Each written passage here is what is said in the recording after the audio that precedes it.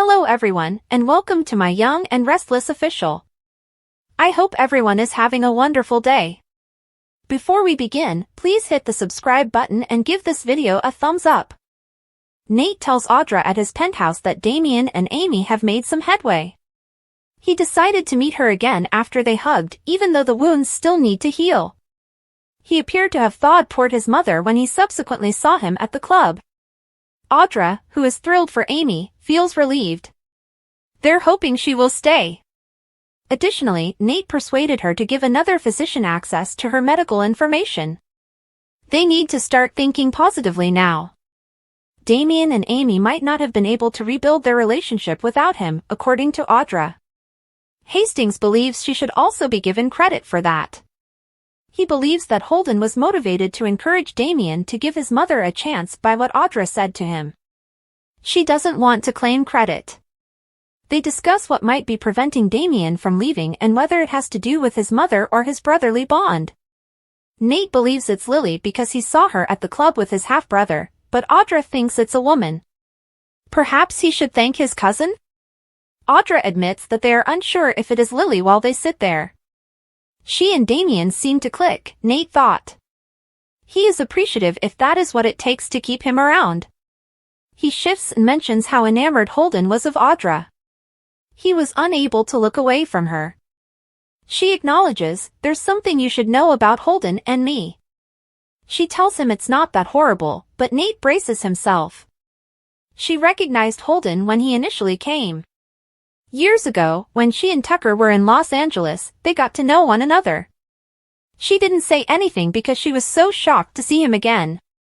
Nate is perplexed by this and clarifies that she has always known Holden by that name. It was confusing to meet him as Damien, and she began to wonder about his true identity. Audra acknowledges that they had a few dates, but they weren't serious. Nate says, unsure if that's all. She describes how Holden saved her from a perilous circumstance. She signed with some ungentlemanly producers thanks to Tucker. Despite her ability to hold her own, Holden supported her.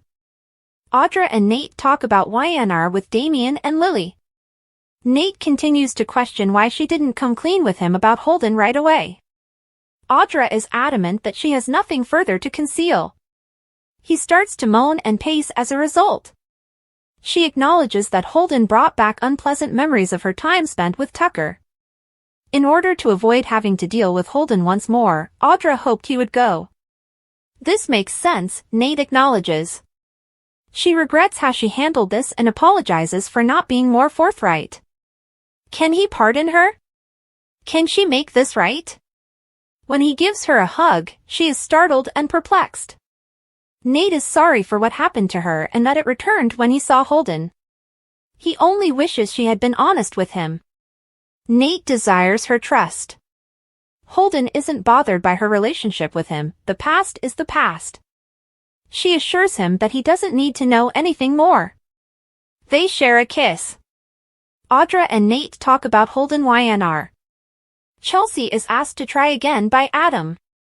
Adam plays chess alone at the old ranch house. He remembers the dream in which Chelsea told him she was falling in love with him again as he looks at the board. Chelsea cuts him off and inquires as to if he is working against himself. Before explaining that Connor tricked her into taking the day off so he could go ice skating, she questions whether she needs to learn how to play. They discuss how their son has the power to force them to do whatever. He is difficult to avoid. They joke that he always gets what he wants and even convinced her to see Rudy last night. Chelsea acknowledges that moving in has been enjoyable after being teased about how they sniffed through it. Despite her misgivings, their youngster is doing well. Adam is certain that it is beneficial for him to have instant access to both of his parents. Chelsea discovers Adam considering YNR. Adam inquires about Chelsea's adjustment to living there when he gets them coffee. She acknowledges that she feels comfortable and at home. She was first concerned that everything would make her think about Victor, but this is not the case. She doesn't see his family very often, and it's actually rather quiet there. The property feels like theirs, and she's settled in. It's their own little world, he adds. Their son seems to think that way. Adam has been acting strangely for the past few days, Chelsea notes.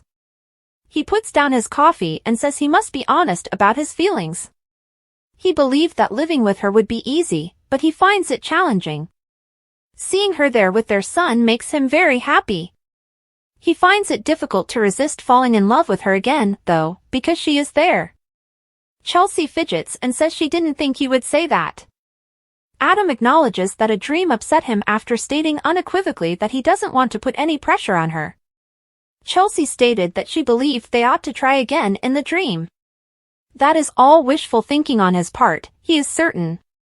He doesn't want her to isolate herself, but Chelsea recommends that they set some new limits. He wants them to be totally honest and to carry on as they have been. Additionally, Eileen Davidson hinted to the reappearance of an altar. Chelsea acknowledges that both pleasant and unpleasant memories have been evoked by being with Adam. For the most part, it has brought back memories of their romantic days. He recalls that they enjoyed themselves. She remembers him watching The Outsiders, feeding Connor's cat, and assisting her with her GED studies. It was lovely to wake up in his embrace as well. Adam recalls getting married at his mother's farm after proposing to her in the rain. They were ecstatic at the time. Chelsea sniffles and acknowledges that. Despite the unpleasant memories resurfacing, she wants that happiness once more. Adam wants to know if she has changed her mind about them, but he doesn't want to press. He grabs her hand as she wipes away a tear and asks if trying again would be so terrible. Chelsea sighs and acknowledges that she has considered it. She just assumes that would be negative. A voice in her thoughts, though, questions whether it might work. They would need to go very slowly and with extreme caution. Adam recommends that they begin with a casual activity, such as dinner by itself. That would be nice, she says with a smile. He would, too. Additional, Melody A. Memorial to Thomas Scott. Mariah and Nick discover Sharon is absent. Mariah is finishing up some work when Nick walks into Crimson Lights. He notes that although he was meant to meet with Sharon, he has not received a response. She shows him images of Aria's numerous Valentine's Day ensembles on her phone while they sit together. Nick gets voicemail as he attempts to call Sharon again. Mariah contacts the office after realizing she hasn't heard from her mother in a day or more. She hasn't contacted them either. Mariah and Nick have not seen Sharon YNR. Chance shows up and listens. He inquires as to if Sharon is experiencing any problems, noting that Phyllis also appears to have vanished. Nick clarifies that Summer called him to discuss her worries. Given everything that has been happening, the police officer can see why Summer and Daniel are concerned. Nick leaves to check in by calling ranch security. Nor have they seen Sharon. Mariah attempts to remain calm. The investigator questions whether this has anything to do with Phyllis's disappearance. Chance queries Nick and Mariah regarding Sharon YNR. Summer and Daniel's concern level.